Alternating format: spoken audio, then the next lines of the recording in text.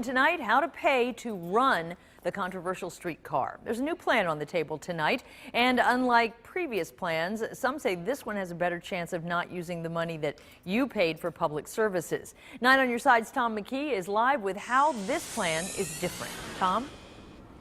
Well, first of all, it does not contain that controversial $300 annual parking fee for the over-the-Rhine. Instead, it would raise parking meter rates in 2 city neighborhoods and restructure the tax break laws of the city.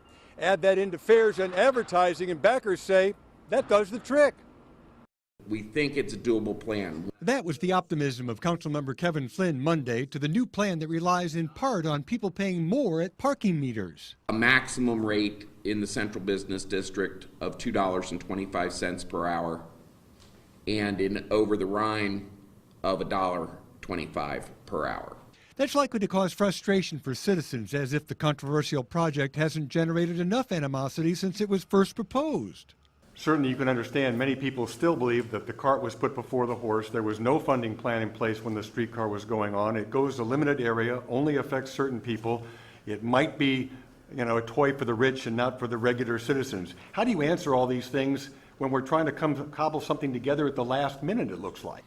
I can't say that I necessarily disagree that operations should have been thought of before we started putting tracks in the ground.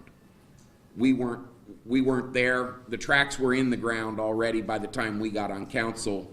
It became incumbent upon us after we received the report from our independent auditor that said the city could be at risk for $80 million of cost, as well as returning all the federal funds. If we didn't complete the streetcar, it became incumbent upon us at that point to find a funding solution for operations that didn't hit the general operating budget. Mayor John Cranley, a staunch streetcar foe, reacted to the plan this way. It's kind of a lesser of all evils, I guess. It doesn't take money away that we can use for police and fire, but big picture, I still think this was not the best investment for the city. But 6 council members do support the plan, and it could pass and be law by January 1st of 2015. Now, coming up new at 6, the newest numbers we've heard on what the actual fare will be to ride the streetcar.